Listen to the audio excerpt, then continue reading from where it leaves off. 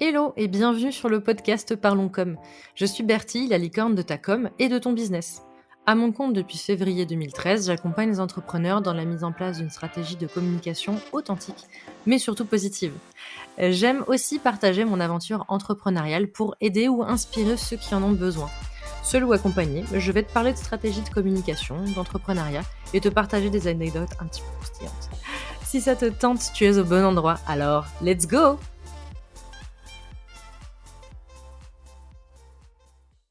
Hello et bienvenue dans ce nouvel épisode. Aujourd'hui, je vais te parler en fait de comment est-ce que j'ai créé ma chaîne YouTube et comment est-ce que j'ai pris de l'avance sur ma chaîne YouTube puisque lors de sa création, en fait, ma chaîne YouTube avait déjà à peu près 4 mois d'avance sur la publication des vidéos.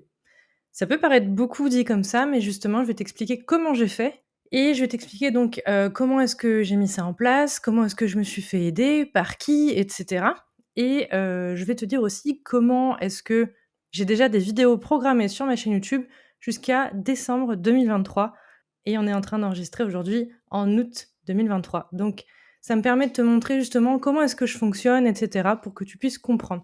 Je dis pas que c'est comme ça qu'il faut que tu te lances sur YouTube, mais en tout cas, moi, c'est comme ça que j'ai fait et je trouve que ça m'a permis de moins me stresser, on va dire, sur la création des contenus, grâce à quelque chose de magique dont je revendique souvent les bienfaits, c'est le recyclage de contenu. Donc je vais t'expliquer tout ça en plusieurs points. D'abord, je vais t'expliquer, pourquoi je me suis lancée sur la plateforme. Ensuite, comment est-ce qu'on a fonctionné justement avec Tristan pour qu'il puisse m'aider et on va dire un petit peu après, la suite, de ce que va devenir cette chaîne YouTube, après. OK? C'est parti alors, on est prêt. Donc, d'abord, pourquoi est-ce que je me suis lancée sur YouTube? Il y a eu plusieurs choses. La première, c'est qu'en fait, j'avais très envie depuis longtemps de me lancer sur YouTube, mais j'ai jamais trop osé. Honnêtement, j'étais pas très à l'aise avec ça, j'étais pas super à l'aise devant une caméra. C'est mieux qu'à une époque, hein, mais c'est pas encore parfait, clairement, je le sais. Et j'avais aussi peur des contraintes techniques, de me dire: «Il faut que je fasse une vidéo par semaine minimum, il faut le faire le montage, il faut programmer, publier et cetera» et j'étais déjà sur Instagram et sur LinkedIn et j'avais lancé aussi, donc depuis un peu plus d'1 an maintenant, le podcast. Donc je me disais: «Ça fait ça en plus au niveau des contenus et cetera». Puis j'avais mon blog aussi, qui a plus grand chose, actuellement, mais ça devrait reprendre, je pense, l'année prochaine si tout va bien. Ce sera le sujet d'un autre épisode, mais ce que je veux dire par là, c'est que voilà, j'avais déjà beaucoup de choses par rapport à ça et je me disais: «Est-ce que j'aurai le temps? Est-ce que je vais devoir déléguer ou pas? Est-ce que j'aurai les moyens de déléguer?» Enfin voilà, donc je savais pas trop. Mais pourquoi est-ce que j'avais envie de me lancer sur YouTube en soi? C'est déjà parce que j'aime beaucoup cette plateforme. Moi, j'y consomme énormément de contenu. C'est-à-dire que ce soit à titre pro ou perso, je suis beaucoup, beaucoup, beaucoup sur YouTube. Souvent quand je travaille, j'ai du YouTube en fond. Ça peut être, des épisodes de podcasts qui sont sur YouTube, ça peut être des vidéos sur l'entrepreneuriat, ça peut être des tutoriels sur Notion, ça peut être, enfin voilà, j'ai beaucoup de choses et à titre perso, je regarde énormément de youtubeurs et youtubeuses. Je consomme beaucoup sur YouTube, c'est-à-dire qu'aujourd'hui, j'ai pas la télé au sens, chaîne câblée. Chez moi, je l'ai pas. J'ai YouTube, clairement, j'ai Twitch et Netflix et puis, bah, enfin, tout ce qui est VOD et cetera. Ça me suffit largement puisque on va dire que je vais sur YouTube au moins 1 heure par jour, je dirais. En parallèle d'autres choses. Mais voilà, je passe beaucoup de temps sur YouTube, parce que c'est un média que j'aime beaucoup et ça fait longtemps que c'est comme ça. Donc voilà, je me disais que ça serait enfin déjà c'est une plateforme que j'aimais bien et puis il y avait aussi le problème, on va dire, de commencer à me sentir limitée. Puisque, donc déjà le podcast, ça a été quelque chose qui m'a fait beaucoup de bien par rapport à ça en termes de me sentir un peu trop limitée sur les contenus que je pouvais produire. Puisque même si j'adore, produire du contenu sur LinkedIn et sur Instagram, on reste assez, limité à un nombre de caractères dans un post. C'est un peu moins spontané, on va dire, qu'une vidéo ou même qu'un podcast parce qu'il y a ce côté un peu, il faut rédiger, il faut réfléchir, enfin, c'est plus carré, on va dire, c'est moins spontané. Sur Insta, je faisais des stories, enfin j'en fais toujours, hein, et quelques petits reels qui sont un petit peu plus spontanés, mais je me sentais souvent très limitée, même les stories, par exemple, il y a une durée, donc et je me voyais pas faire des stories qui font, je sais pas, 30 stories à la suite, c'était pas très intéressant pour les gens qui me suivent. Donc je me suis dit: «Il fallait que je trouve un autre moyen de pouvoir parler, expliquer les choses, auxquelles je pense, la manière dont je vois les choses, la manière dont je travaille, les conseils que j'ai et cetera, d'une manière qui soit moins limitée et déjà le podcast, ça a été un 1er pas, puisqu'il y avait ce côté plus facile aussi que la vidéo, puisqu'il y a que le son qui est enregistré, donc je peux faire ça en pyjama, c'est pas très grave. Hem Et puis, il y a moins enfin ça demande moins de compétences de montage, parce qu'il y a pas forcément besoin d'avoir une intro, très complexe. Il y a pas forcément d'avoir des éléments qui viennent s'afficher et cetera. Enfin voilà. Alors je dis pas que c'est pas, du travail. Je dis juste que, à mon avis, en tout cas quand j'ai commencé, j'avais cette impression de me dire: «C'est quand même plus facile de se lancer sur du podcast que sur de la vidéo». Voilà. Donc je me suis lancée sur le podcast et j'ai vraiment aimé ça. Ça fait aujourd'hui plus d'un an que le podcast, s'est lancé et vraiment, bah, j'aime trop. Enfin, je continue avec ce média-là et la preuve avec, cet épisode.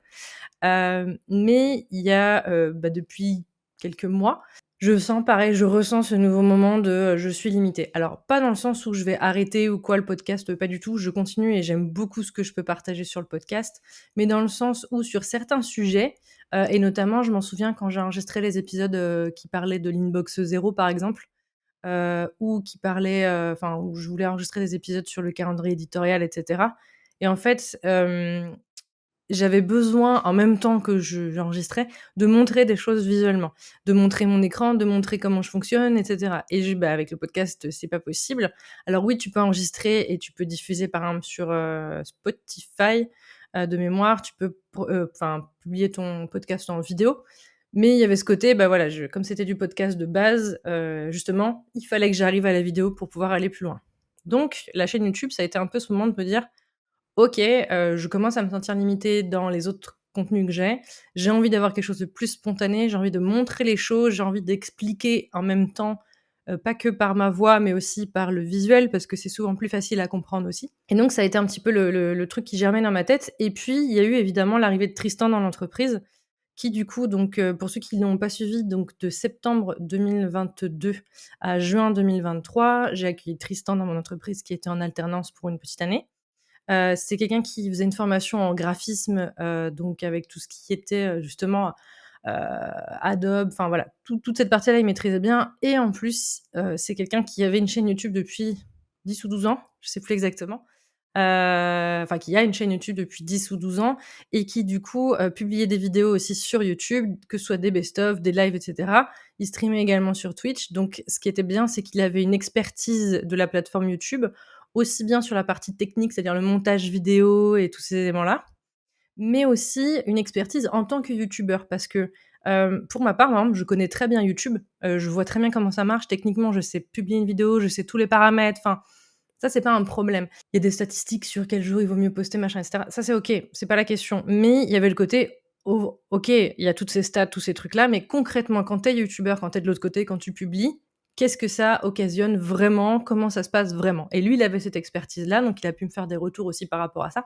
Donc c'était super intéressant de pouvoir échanger, sur tout ça et donc avec ses compétences et son expertise par rapport à ça, plus mon envie, bah, bingo, j'ai lancé la chaîne YouTube. Alors, ce qu'on a fait pour lancer la chaîne YouTube, c'est que du coup, d'abord on s'est mis d'accord, sur, qu'est-ce qu'on allait publier dessus, à peu près quel était le bon rythme, quelle, charge il y allait avoir en termes de montage, enfin et cetera et ce qu'on a fait au lancement, c'est que la première vidéo, si je dis pas de bêtises, a été publiée le 1er mai, je crois.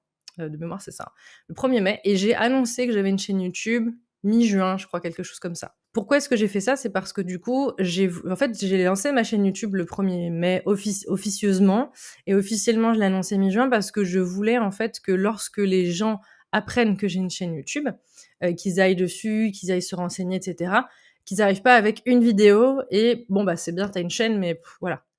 Le fait de commencer à en parler 1 mois et demi après, bah, ça a permis que quand les gens sont arrivés sur la chaîne, il y avait déjà, bah, 6 ou 7 vidéos à peu près, qui étaient, déjà publiées. Donc il y avait un côté où la chaîne existait déjà vraiment. C'était pas juste une vidéo et point barre. Il y avait déjà des choses, il y avait déjà des choses à voir, il y avait des choses à binge watcher et cetera. Donc ça, c'était le 1er point et le 2e point que j'ai trouvé intéressant en faisant ça aussi, c'est que ça m'a permis aussi de me rendre compte pendant ces 1 mois et demi où j'en parlais pas, il y avait très peu de personnes qui étaient au courant, du coup. Je voulais voir aussi ce que mon contenu arrivait à faire tout seul, sans qu'on en parle, sans le booster, sans rien du tout, juste poster les vidéos avec les contenus, les titres et les descriptions et cetera et déjà voir ce que ça allait faire et j'étais contente de voir que même sans en parler du tout, j'ai eu quelques abonnés durant cette période-là. Alors clairement très peu, Mais c'est pas grave parce que j'étais en train de me dire: «Ces gens-là, ils sont venus sur ma chaîne, ils ont vu, ils sont abonnés, alors que j'en ai parlé à personne». C'est-à-dire que oui, il y avait peut-être, allez, je vais compter 4 abonnés qui étaient au courant, enfin 4 personnes qui se sont abonnées parce qu'elles étaient au courant,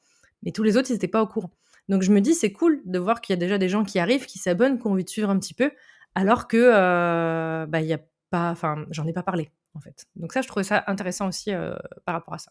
Donc ça, c'est pourquoi je me suis lancée et comment est-ce qu'on a, justement, lancé ce départ-là, comment est-ce qu'on a fait et à quel moment j'en ai parlé et cetera. Ensuite, du coup, pour les contenus qu'il allait avoir sur la chaîne YouTube, en fait, c'est parti d'une idée que j'ai eue justement avec Tristan où je me suis dit: «Il faut que je commence avec du recyclage de contenu parce que j'ai plein de contenus géniaux et je sais pas, enfin, je pourrais les publier à cet endroit-là, en fait, ce serait hyper logique. Mais il faut les repimper un petit peu» et donc c'est là que rentraient en compte les compétences de montage, de Tristan. Donc par rapport à ça, ce qui était cool, c'est qu'on a repris en fait les interviews que j'avais fait sur, Instagram, des entrepreneurs.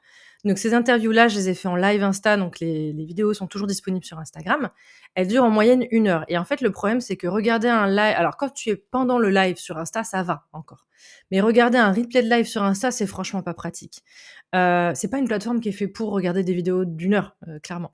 Donc déjà, il y avait eu ce problème-là, donc j'avais gardé les vidéos pour pouvoir les réutiliser au cas où. Déjà, on avait extrait les audios et on les avait transformés en épisodes de podcast et c'est comme ça que j'avais, lancé mon podcast à l'époque. Donc la première saison du podcast, Parlons Com, c'est tout simplement les replays, les audios des replays des interviews que j'ai faites de ces personnes-là. Donc déjà, je les avais déjà recyclées en sorte. Mais je voulais garder la vidéo parce que je trouvais ça cool et donc du coup, ce que j'ai demandé à Tristan, c'est de prendre ces vidéos-là, de les repimper visuellement, qu'elles soient intéressantes à regarder, d'ajouter des petits CTA, des petites choses dessus et qu'on puisse les réutiliser sur YouTube. Donc ça a été son premier travail et c'est comme ça qu'a commencé la publication sur YouTube. Donc les replays des interviews réalisées en live sur Instagram qui sont mises du coup, sur YouTube. Donc ça, c'est les premières vidéos, qui sont arrivées, petit à petit. Donc j'avais décidé que ces vidéos-là, elles allaient être publiées tous les lundis à 11h11. Alors pourquoi 11h11? C'est clairement perso, c'est juste que je suis née le 11-11 et c'est un chiffre que j'aime bien et je me suis dit: «Ce sera marrant, je vais publier à 11h11», voilà. Donc ça, c'était la première chose.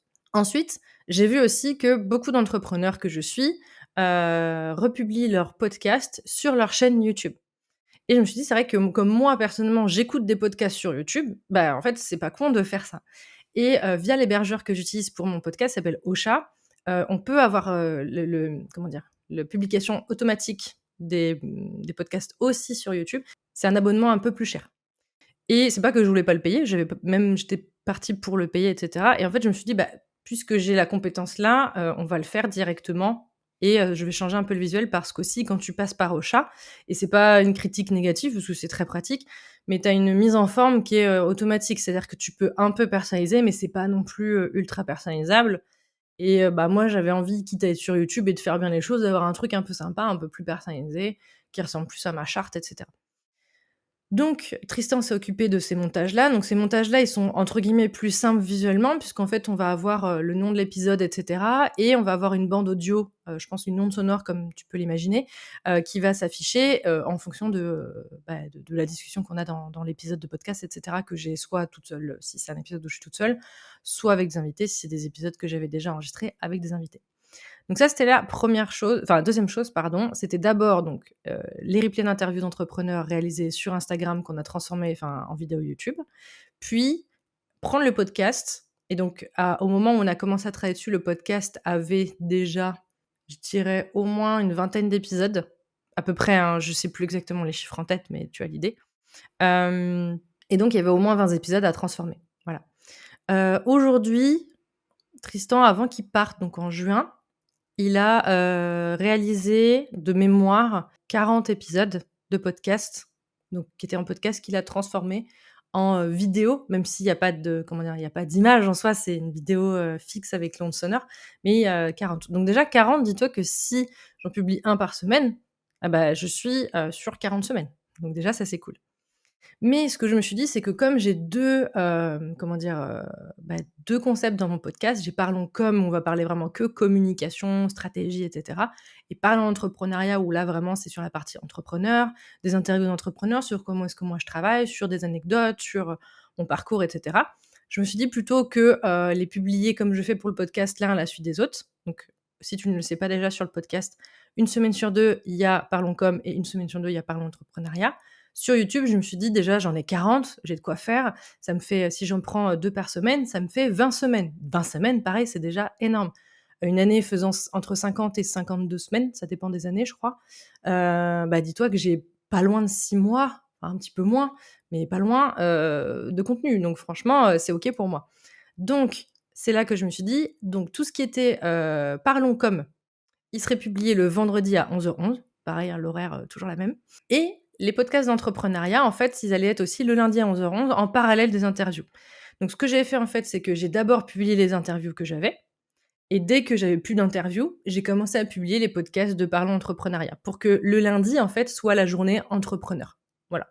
Donc soit c'est des interviews d'entrepreneurs, soit c'est des épisodes de podcast sur l'entrepreneuriat. Voilà. Et ce que j'ai fait aussi, depuis que la chaîne YouTube est lancée, c'est que j'ai proposé à mes invités, lorsque j'avais des invités, d'enregistrer aussi, visuellement le podcast. Donc ce que j'ai fait par rapport à ça, c'est qu'on bah, pour ceux qui sont d'accord, on a fonctionné comme ça. Ils savaient que ça serait pour la chaîne YouTube et donc ces épisodes-là, on va dire, pardon, que j'ai enregistrés avec la vidéo, je les poste pas en podcast justement, je les poste en vidéo interview. Si tu regardes la chaîne YouTube de A à Z, tous les épisodes de Parlons Entrepreneuriat, il va en manquer. Enfin, visuellement, il va en manquer. Tu auras peut-être pas l'épisode 18, et cetera, parce qu'en fait, il aura été publié via une vidéo avec la personne que j'interviewe, que l'on voit. Donc c'est pour ça. Mais bon, en soi, ça fait le même nombre de vidéos, c'est pareil, mais c'est juste pour que tu l'aies en tête.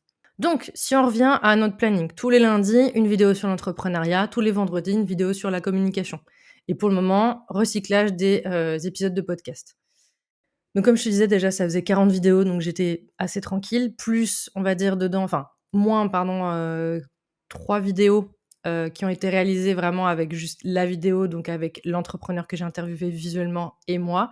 Donc il y en a déjà qui ont été publiés sur la chaîne, donc tu peux aller les voir, notamment avec Guillaume, ou encore avec Alex. Donc je te conseille d'aller les voir aussi. Et donc là, déjà, j'avais 2 vidéos par semaine. Donc déjà, je me dis: «Franchement, 2 vidéos par semaine, c'est déjà très bien, c'est un très bon rythme sur YouTube». Et ensuite, on a commencé à c'est là que je me suis dit: «OK, maintenant, je vais peut-être pouvoir créer du contenu dédié à YouTube». C'est-à-dire vraiment penser de base pour YouTube et pas comme un podcast qui, de base, est pensé, bah, pour de l'audio et qu'on a adapté après, sur de la vidéo. Ou encore les interviews que j'ai fait pour Instagram qui, à la base, étaient des lives Instagram et qu'on a retransformés. C'est-à-dire au lieu de continuer à recycler, là, créer du contenu à part entière. Et donc, j'ai commencé à enregistrer des shorts. Donc des shorts, c'est des vidéos très courtes qu'on peut voir sur YouTube qui durent, 1 minute maxi, comme, des reels sur Instagram ou des vidéos TikTok, voilà. Et en fait, ce que j'ai fait, c'est que j'ai commencé à les enregistrer pour YouTube. Donc après, Tristan a fait le montage et on les a publiés en shorts. Donc les shorts, eux, c'est le samedi à 12h30. Donc comme j'en ai pas beaucoup, je crois que j'en ai 5 ou 6, j'ai 5-6 semaines et après, je sais que j'en ai plus d'avance. Mais ça me gêne moins. Alors bien sûr que je vais continuer à publier des shorts, j'expliquerai après parce que je trouve que c'est très intéressant et ça donne des vues et ça fait découvrir la chaîne. Donc moi, j'aime beaucoup ce petit format-là en plus, le côté en 1 minute, je t'apprends un truc. Mais ce que je veux dire par là, c'est que ça me gêne moins d'avoir, 3-4 semaines de suite où j'ai 0 shorts qui sortent que 0 vidéo du tout. Voilà, donc j'ai les vidéos, on va dire en trame de fond, voilà, qui se publient et cetera. Les shorts, quand j'en ai, c'est cool, je les publie. Si j'en manque, bah, je vais prendre le temps d'en enregistrer et cetera. Il faut que je vois après avec le montage avec Tristan et cetera. Mais c'est moins une urgence d'en voir tous les samedis. Voilà, donc s'il y a des samedis où tu vois qu'il y a pas de shorts, c'est que, voilà, je n'ai pas pris le temps d'en enregistrer et ou j'ai pas encore, vu avec Tristan pour les monter, peut-être aussi. Voilà, parce que c'est aussi un budget. Ça, faut pas l'oublier puisque maintenant que Tristan ne travaille plus dans ma société et qu'il est à son compte et bien maintenant du coup, bah, comme un freelance, un partenaire, je le rémunère pour, le montage des vidéos, ce qui est normal. Mais ce que je veux dire, c'est que du coup, c'est un budget aussi, à compter. Donc peut-être que des fois, il y a des mois où je vais pas faire de short parce que, bah, j'aurai pas le budget ce mois-ci et cetera et le mois d'après, j'en ferai. Et ça va me permettre aussi maintenant comme je connais les coûts de montage de vidéos, de podcasts, de tout ça pour la chaîne YouTube, je vais pouvoir aussi le budgétiser, tous les mois pour savoir, en fait, justement combien ça me coûterait chaque mois si je devais tout passer, donc je sais pas, 4 shorts plus, bah, 8 vidéos, on va dire. Du coup, maintenant je sais, combien ça va me coûter, donc je pourrais aussi le budgétiser et du coup, que ça rentre dans mes charges. Pour le moment, c'est encore le début et cetera, mais au moins, le temps que ça se lance, voilà. Donc j'ai commencé à enregistrer des shorts, Tristan s'est occupé du montage, j'ai adoré direct ce qu'il a proposé donc ça a matché direct et j'ai pas fini le recyclage de contenu puisque j'ai pris ces shorts et je les ai publiés après sur, Instagram en reels, en fait, tout simplement. Puisque le recyclage de contenu, il peut aller dans tous les sens. C'est-à-dire que si tu prends le temps de faire bien les choses, il y a pas de raison qu'un short YouTube puisse pas être publié en reels Instagram. Évidemment, il faut le retravailler potentiellement, ça dépend de ta cible, ça dépend de plein de choses, on est d'accord. Mais techniquement, je veux dire, un short YouTube est totalement adaptable sur Instagram en Reels, comme on voit beaucoup de gens adapter, des TikTok sur Instagram ou des Reels sur TikTok ou des Reels sur, Shorts YouTube, voilà. Donc pas hésiter aussi par rapport à ça. Donc ça, c'était le troisième point, enregistrement de quelques shorts, qui ont été ensuite recyclés en reels et aussi les shorts, c'était pour tester. Dans les prochains shorts que je voudrais sortir aussi, on en a déjà parlé avec Tristan, ce serait de faire des extraits des vidéos qui sont présentes sur la chaîne. Par exemple, des extraits d'interviews que j'ai fait avec les entrepreneurs pour les mettre en shorts pour donner envie après d'aller voir la vidéo complète. Ça, en plus, c'est pareil, c'est encore du recyclage de contenu, c'est-à-dire qu'on va prendre dans la grosse vidéo qui existe, qui fait peut-être 40 minutes, et on va prendre des petits passages, peut-être un, 2, 3 de 1 minute et on va les mettre en shorts pour donner envie d'aller voir la vidéo. Donc là encore, on va faire du recyclage de contenu. Voilà en gros comment est-ce qu'on a commencé à travailler pour ça. Donc grâce au recyclage de contenu et à la manière dont j'ai décidé de lancer ma chaîne et en me mettant moins la pression de me dire: «Oh là là, j'ai pas fait une vidéo dédiée à YouTube, je prends des contenus que j'ai déjà faits, je les recycle et je les adapte pour YouTube».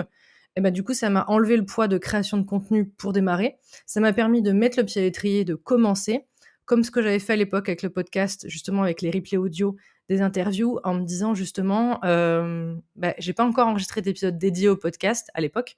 Là maintenant ça fait 1 an que j'en enregistre, il y a déjà une saison complète et cetera.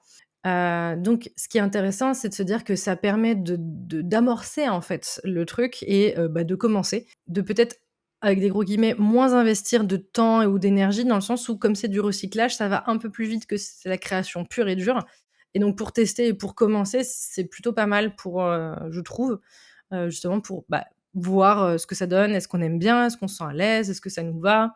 Et donc pour la suite de la chaîne, qu'est-ce que ça va donner? Donc évidemment, la chaîne va continuer. Enfin moi je ça fait déjà donc mai, juin, juillet, août, ça fait, 4 mois que la chaîne elle est lancée, peut-être plus, si tu vois cette vidéo un peu plus tard.